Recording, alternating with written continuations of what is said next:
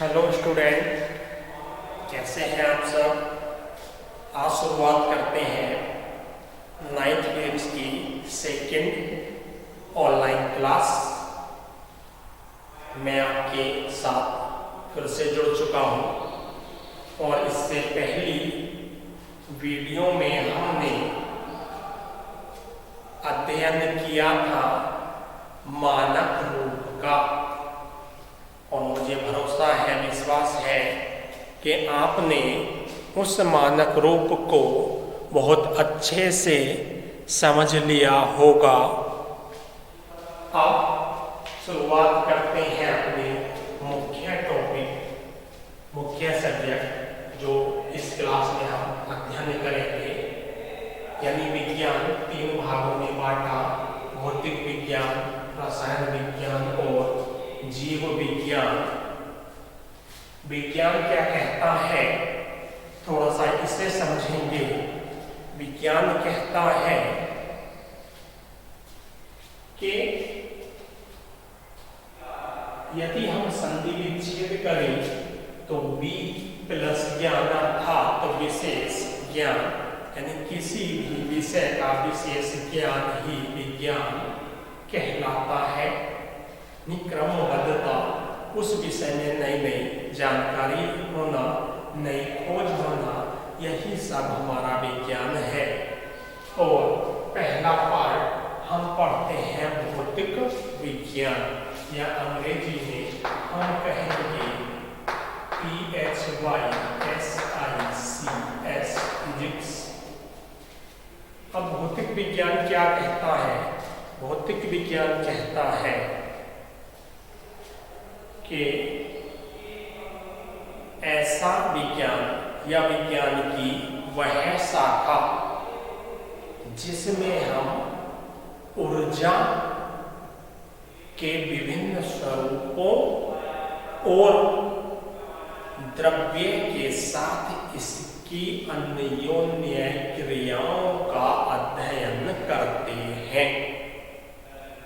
मतलब फिजिक्स में या भौतिक विज्ञान में हम ऊर्जा के विभिन्न स्वरूप, यानी जितने भी स्वरूप हमारे ऊर्जा के हैं, उन सबका हमें अध्ययन करना है। उसके साथ साथ द्रव्य के साथ उसकी क्रियाओं के बारे में हमें चर्चा करनी है। ये सारी चर्चा हमारी इस क्लास में चलती रहेगी यथावत जैसे चल रही है। तो जब हम नोट्स बनाएंगे तो फर्स्ट पेज, पहली डेफिनेशन हमारी विज्ञान की होगी। उसके बाद ये आप छोटी सी स्ट्रक्चर बनाएंगे कि विज्ञान को 3 भागों में बांटते हुए दिखाया गया है: भौतिक विज्ञान, रसायन विज्ञान और जीव विज्ञान। उसके बाद आपको भौतिक विज्ञान की डेफिनेशन लिखनी है अपने जो आप नोट्स तैयार करेंगे, और डेफिनेशन अभी आपके साथ मैंने शेयर की है। क्या है कि भौतिक विज्ञान विज्ञान की वह शाखा है जिसमें ऊर्जा के विभिन्न स्वरूपों और द्रव्य के साथ ऊर्जा की अन्योन्य क्रियाओं का अध्ययन किया जाता है। अब भौतिक विज्ञान भी अनेक खंडों में बटा, यानी इसका भी बहुत विस्तार किया गया। वो विस्तार किस तरह से है? मुख्य भाग में आपको यहाँ दिखा रहा हूं: प्रकाश, ऊष्मा, यांत्रिकी, चुंबकत्व, विद्युत और आधुनिक विज्ञान, यानी मॉडर्न फिजिक्स तक हम पहुंच चुके हैं। प्रकाश की अधिकतर यूनिट आप 10th में अध्ययन करेंगे। हीट आप फर्स्ट ईयर इंटर में अध्ययन करेंगे। यांत्रिकी का कुछ भाग आप 9th में अध्ययन करेंगे। चुंबकत्व कुछ पोर्शन 9th और अधिकतर पोर्शन 10th में। विद्युत, कुछ पोर्शन 9, अधिकतर 10th में लेके जाएंगे। ये इतने भागों में हमारा भौतिक विज्ञान बांटा है। ये अभी प्रारंभिक जानकारी आपके लिए चल रही है। उसके बाद चर्चा करें हम, टॉपिक हमारा था भौतिक राशियां। भौतिक राशियां क्या होती हैं? भौतिक राशियां हमारी होती हैं कि ऐसी राशि जिन्हें हम माप सकें, जिन्हें हम माप सकें, भौतिक राशि कहलाई। और भौतिक राशि तो बहुत सारी हुई, उसके बाद आई हमारी मूल राशियां। सवाल उठता है कि मूल राशियों की आवश्यकता क्यों महसूस हुई? मूल राशियों की आवश्यकता हमें क्यों महसूस हुई? तो उसका रीजन ये है कि हमने मान लिया इतनी दूरी को 1 मीटर हमने कहा, तो विश्व के सभी देशों ने इतनी ही डिस्टेंस को 1 मीटर कहा है। इतनी ही डिस्टेंस को 1 मीटर कहा है। अब जब सबने मिलकर काम किया तो इस तरह के ये मापने की 7 मूल राशियां उन्होंने दी और कहा कि इन्हीं के अंतर्गत हमें कार्य करना है, जिसे आप कहते हैं अंतरराष्ट्रीय मापतोल। तो उसके अनुसार इन्होंने मूल राशियों की डेफिनेशन में हमें बताया कि मूल राशि उन राशियों को कहेंगे जो एक दूसरे से पूर्ण रूप से स्वतंत्र हों। यानी मूल राशियां ऐसी राशियां जिन्हें व्यक्त करने के लिए हमें किसी बैसाखी का सहारा ना लेना पड़े। अर्थात मूल राशियां ऐसी राशियां जिन्हें व्यक्त करने के लिए हमें दूसरी राशियों की आवश्यकता नहीं होती, मूल राशियां कहलाती हैं। या हम कह सकते हैं कि एक दूसरे से स्वतंत्र भौतिक राशियों को मूल राशियां कहते हैं। इसका अर्थ क्या हुआ कि मूल राशियां एक दूसरे से हमेशा स्वतंत्र रूप में होंगी। अब मूल राशियों को भी 7 भागों में बांटा गया। देखते हैं कि वो भाग एक दूसरे से स्वतंत्र हैं या किसी से कहीं लेना देना है। पहला आया लंबाई, पूर्ण रूप से स्वतंत्र है। लंबाई को व्यक्त करने के लिए हमें किसी चीज की आवश्यकता नहीं होती। जैसे मान लो यदि हमें चाल को व्यक्त करना है, यदि हमें चाल को व्यक्त करना है तो चाल बराबर फॉर्मूला होता है दूरी अपॉन समय। चाल बराबर दूरी बटे समय। हमें चाल के लिए 2 राशियों की आवश्यकता हुई, एक दूरी और एक समय।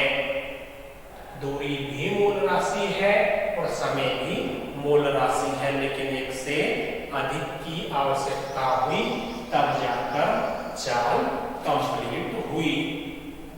लेकिन लंबाई को बताने के लिए हमें किसी दूसरे की कोई आवश्यकता महसूस नहीं हुई, ना ही आवश्यकता पड़ी। तो ये मूल राशि। दूसरा द्रव्यमान, समय, फिर कह सकते हैं ताप, फिर कह सकते हैं हम विद्युत धारा। नंबर 6 कह सकते हैं हम ज्योति तीव्रता, और 7वें नंबर पे हम कह सकते हैं पदार्थ की मात्रा, पदार्थ की मात्रा, ये हम कह सकते हैं। अब ये 7 प्रकार हमें अंतर्राष्ट्रीय रूप से प्राप्त हुए हैं, हमको इन्हीं के अनुसार कार्य करना होता है। पहली, स्वतंत्र या मूल राशि लंबाई, द्रव्यमान, समय, ताप, विद्युत धारा, ज्योति तीव्रता और हमारी पदार्थ की मात्रा। ये 7 की 7 आपको हमेशा कंठस्थ होनी चाहिए। आपसे कोई पूछे 7 मूल राशियां कौन कौन सी हैं, आप तुरंत बताएंगे लंबाई, द्रव्यमान, समय, ताप, विद्युत धारा, ज्योति तीव्रता और पदार्थ की मात्रा। अब जब मूल राशि आई तो उसके बाद मूल मात्रा, यानी किसी भी वस्तु को मापने के लिए हमें यूनिट की आवश्यकता पड़ती है, मात्रकों की आवश्यकता पड़ती है। जैसे आप बाजार गए, दुकानदार से कहा 5 किलोग्राम चीनी दे दीजिए, 5 किलोग्राम चीनी दे दीजिए। तो किलोग्राम क्या हुआ, उसका मात्रक हुआ। तो ऐसे ही हमें इन्हें व्यक्त करने के लिए मात्रक की आवश्यकता हुई।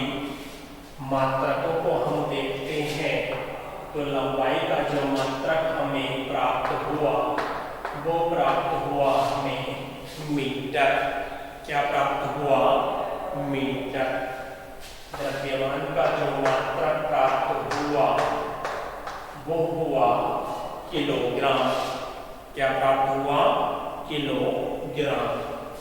समय का जो प्राप्त हुआ वो हुआ हमें केल्विन,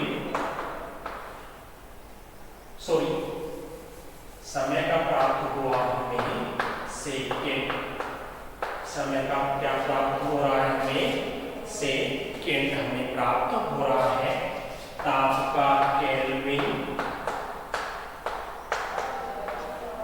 विद्युत धारा का हमें प्राप्त हो रहा है एम्पियर, ज्योति तीव्रता का प्राप्त हो रहा है कैंडेला, और पदार्थ की मात्रा का हमें प्राप्त हो रहा है मोल। यानी 7 मूल राशि तो 7 ही उनके मूल मात्रक।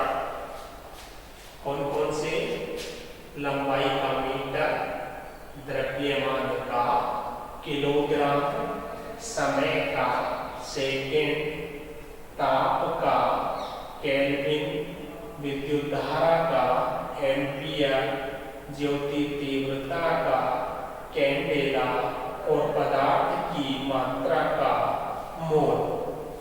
ये हमें प्राप्त हुए। इतने हमारे कंप्लीट होते हैं।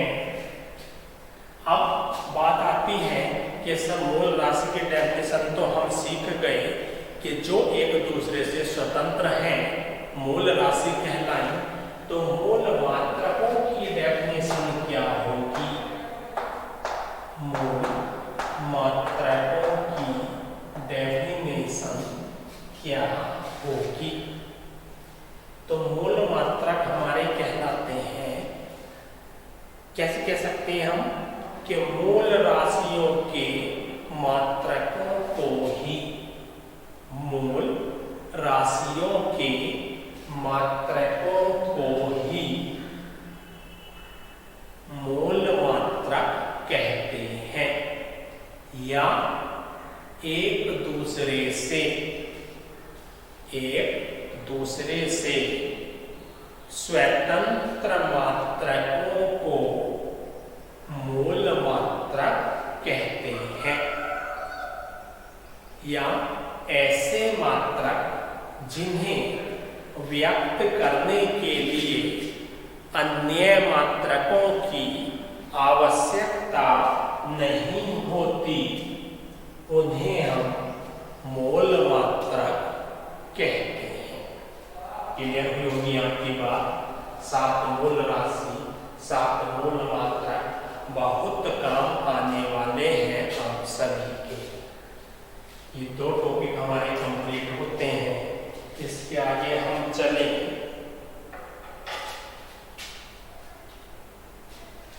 तो हमारा जो टॉपिक आता है कि मूल राशि तो हमने पढ़ ली, तो राशि तो हमारे पास बहुत सारी है, यानी भौतिक विज्ञान में राशियों की संख्या तो बहुत है। तो फिर हम उन राशियों को क्या कहें? उन राशियों के लिए एक नाम आता है व्युत्पन्न राशियां।